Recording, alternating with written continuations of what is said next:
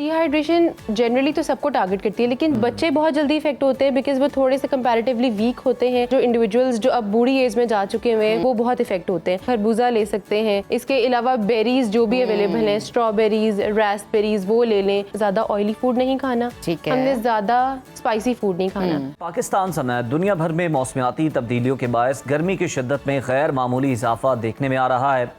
Pakistan met department की ताज़ा report के मुताबिक मई 2025 के तीसरे हफ्ते में मुल्क के मैदानी इलाके 47 डिग्री सेंटीग्रेड से ज़ायद दर्जा हरारत का सामना कर रहे हैं और दर्जा हरारत मामूल से 60 डिग्री तक ज्यादा रहने की पेशगोई भी की गई है। WHO के मुताबिक शदीद गर्मी में अगर जिस्म को मुनासिब मिकदार में पानी, नमकियात और तवानाई ना मिले तो डिहाइड्रेशन हो जाती है। इसके साथ हीट स्ट्रोक हो जाते हैं। इस तरह के मसाइल, जानलेवा मसाइल इंसान को दरपेश होते हैं। जनूबी एशिया खास तौर पर पाकिस्तान मौसमियाती गर्मी की शिद्दत से मुतासिर टॉप 10 ममालिक में शामिल है, जहाँ हर साल दर्जनों अफराद लू लगने के बायस जिंदगी की बाजी हार जाते हैं।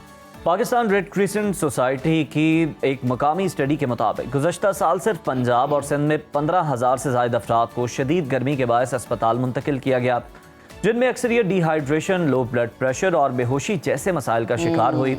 ऐसे में हमारी रोज़मर्रा की ग़िज़ा, पानी और नमकियात का तवाज़ुन बरकरार रखना इंतहाई ज़रूरी है। इसी हवाले से हमने आज अपने प्रोग्राम में मदऊ किया है माहिर ग़िज़ाइयत डॉक्टर इशल साकिब साहिबा को, जो कि हमें बताएंगी कि गर्मियों में कौन सी ग़िज़ाएँ, मशरूबात और हिफाजती तदाबीर इख्तियार करके हम खुद को और अपने बच्चों को महफूज रख सकते हैं। डॉक्टर इशल, आपको हम खुशामदीद कहते हैं, वेलकम। हमें ये बताएं कि हीट स्ट्रोक और आम गर्मी लगने में डिफरेंट क्या है, इसमें क्या डिफरेंस है और इनकी फौरी तिब्बी इमदाद क्या होनी चाहिए? बिल्कुल। अच्छा, हीट स्ट्रोक जो है वो बेसिकली कंट्रीब्यूटिंग फैक्टर्स होते हैं उसमें 2-3। एक ये कि बहुत ज़्यादा सन से एक्सपोजर, बहुत ज़्यादा गर्मी हो जाती है, यानी कि 40 डिग्रीज अबव टेम्परेचर चला जाता है। हमारी बॉडी को भी थ्राइव करने के लिए बहुत एफर्ट करनी पड़ती है हमें, क्योंकि हमारी बॉडी जो है वो 70% वाटर है।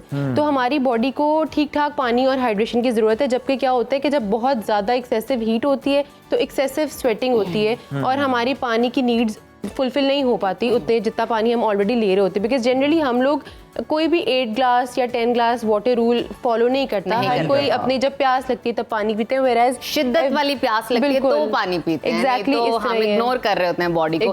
अच्छा इशाल, मैं आपसे ये समझना चाहूंगी कि डिहाइड्रेशन की कुछ सिम्टम्स होते हैं, अलामात होती हैं और स्टेप बाय स्टेप करके आपको डिहाइड्रेशन होती है। क्या वो सिम्टम्स हैं और साथ ही साथ डिहाइड्रेशन किन लोगों के लिए ज्यादा खतरनाक है?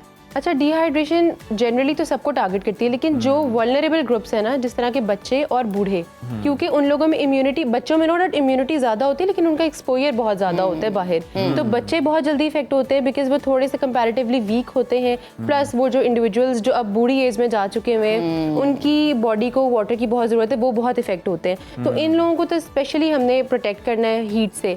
सेकेंडली, पानी की रिक्वायरमेंट्स को इनको फुलफिल करने के लिए इनको पानी की फॉर्म ऑल्टर कर दे। जनरली बच्चे नहीं पीते पानी, तो आप उनको पेपरमिंट वाटर दे सकते हैं, या एडल्ट्स भी ले सकते हैं। तो पानी के अंदर जब आप मिंट डाल देंगे तो वैसे भी मिंट इज़ वेरी गुड आपकी हेल्थ के लिए, गट के लिए, प्लस पानी का फ्लेवर, क्योंकि वो पेपरमिंट टी बन जाती है। तो जो है आप वो लें, उससे बहुत बेटर होगा। प्लस हमने वो वाले फ्रूट्स लेने हैं जिनमें बहुत ज़्यादा वाटर का कॉन्टेंट है, जिसमें एक है वाटरमेलन, आप पपाया ले सकते हैं, मेलन यानी कि खरबूजा ले सकते हैं। इसके अलावा बेरीज जो भी अवेलेबल हैं, स्ट्रॉबेरीज, रास्पबेरीज, वो ले लें और पानी ज़्यादा से ज़्यादा फ्रीक्वेंटली पिएं। तो क्योंकि हम बहुत ज़्यादा एक्सेसिव यूरिनेट भी कर रहे होते हैं इस मौसम में, तो वो प्रॉब्लम ज़्यादा ओरिजिनेट करती हैं।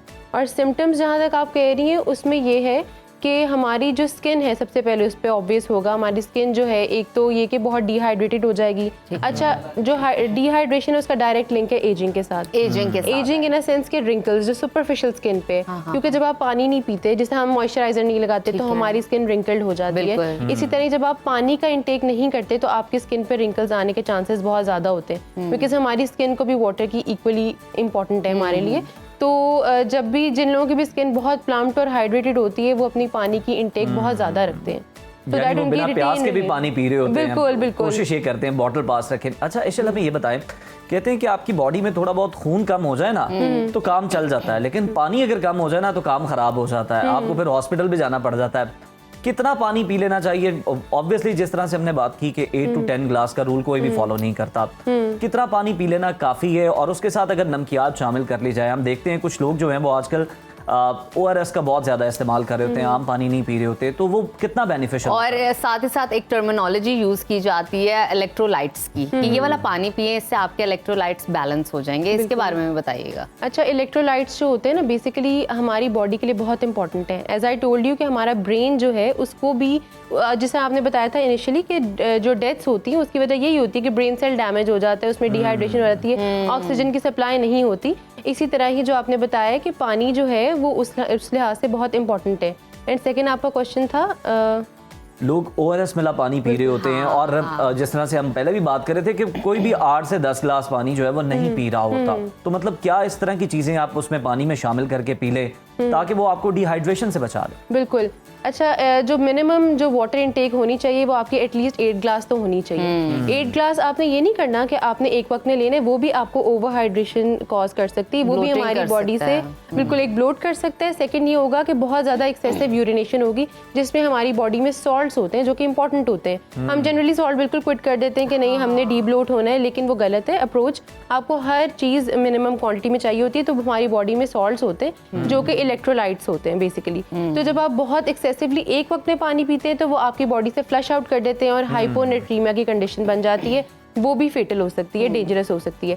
इसी तरह ही जो है हमारी, जब इस तरह बहुत ज़्यादा निकल जाते हैं तो हम वीकनेस फील करते हैं, हम फटीग्ड फील करते हैं, हमें फील होता है हम लाइट हेडेड हैं, चक्कर आ रहे हैं। तो उसमें ये होता है कि फ़ौरन से इलेक्ट्रोलाइट वाटर लेना चाहिए। उसमें लाजमी नहीं है कि आप मार्केट बॉट लें, आप नॉर्मल जिस तरह लेमन, थोड़ी सी शुगर, थोड़ा सा सॉल्ट डाल के उसको मिक्स करके वो रेजुमल बन जाता है, दैट इज आल्सो इलेक्ट्रोलाइट। बिल्कुल, जो हमारी कब से रवायती ड्रिंक है, गर्मियों की सकंजमीन, आप वो ट्राई कर सकते हैं। अच्छा, मैं ग़िज़ा के हवाले से बात करना चाहूँगी, खाने में ऐसा क्या लिया जाए? फ्रूट्स के बारे में तो आपने बताया, लेकिन अगर डाइट को किस तरह बैलेंस रखा जाए, क्योंकि डाइट इस तरह की ना हम लें जिससे हम बाद में डिहाइड्रेटेड फील करें। जैसा फॉर एग्जांपल हम फास्ट फूड ले लेते हैं तो बाद में इतनी प्यास लगती है कि पानी नहीं पूरा हो पा रहा होता है। तो ग़िज़ा के बारे में बताइए। बिल्कुल, जिससे आपने फ्राइड फूड का मेंशन किया, या फिर जो फास्ट फूड होता है वो बेसिकली जनरली डीप फ्राइड होता है, उसमें ऑयल का कंटेंट ज़्यादा होता है। तो हमने फूड्स जो अवॉइड करने बहुत डेंस समर्स में, वो ये है कि हमने ज़्यादा ऑयली फूड नहीं खाना, हमने ज़्यादा स्पाइसी फूड नहीं खाना, बिकॉज स्पाइसी फूड भी ट्रिगर कर देता है उस चीज़ को, और हमारी बॉडी जो है ना उसको फिर एक्सेसिव थर्स्ट होती है। थर्स्ट की सेंसेशन अच्छी है लेकिन एक्सेसिवली भी नहीं अच्छी। तो उसमें ये कि आपने 2 तरह के ये फूड्स नहीं खाने, प्लस जो चीज़ें इनकॉर्पोरेट करनी है डाइट में वो है कि हम खानों में अक्सर सैलड स्किप कर देते हैं, या फिर लेजी मील्स होते हैं, हम जस्ट मील रखते हैं और हम सैलड नहीं लेते। तो उसमें आपने सैलड का पोर्शन अच्छा ऐड करना है, प्लस आपने सैलड में ही योगर्ट भी डाल लेते हैं।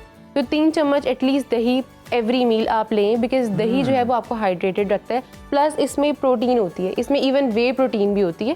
तो दही की जो टॉप लेयर होती है, जो पानी आ जाता है एट टाइम्स हम ड्रेन कर देते हैं, दैट इज़ वे, तो that is also complete full form of energy and protein. तो वो आपने दही लाजमी लेना है अपने मील्स के साथ, प्लस वेजिटेबल्स का पोर्शन अच्छा ऐड करना है, जिसमें खीरा हो सकता है, खीरे में पानी का बहुत ज़्यादा कॉन्टेंट है। क्रूसीफेरस वेजिटेबल्स लेनी, यानी कलरफुल, जिसमें बेल पेपर्स यानी कि शिमला मिर्च भी हो सकती है, उसके अलावा हो सकती है गोभी, हो सकती है कैबेज, और खीरा, टमाटर, उसके अलावा गाजर, ये सब चीज़ें आपने लेनी है अपनी डाइट में डेली, ये आपको लाइट रखेंगे। प्लस योगर्ट की ड्रिंक्स भी आप ले सकते हैं, तो योगर्ट के अंदर पानी ब्लेंड करके, जिसे लस्सी कहते हैं, that is very good for hydration, वो आप लें। और प्लस वो ये होता है कि एनर्जी बहुत स्लोली ब्रेक डाउन करती है आपकी बॉडी में, तो आपको एनर्जी भी मिलेगी और आप हाइड्रेटेड भी फील करेंगे। तो योगर्ट का इंटेक मस्ट है। बिल्कुल ठीक। और उसके बाद आप लस्सी पी के थोड़ी देर आराम कर सकते हैं। काम पे जाने से पहले ना पिए, काम पे जाने से पहले आप काम पे जाने से पहले पानी ना ऐड करें, खाली दही लें। बिल्कुल ठीक है, बहुत शुक्रिया आपकी मौजूदगी का, बड़ा अच्छा लगा आपसे बात करके।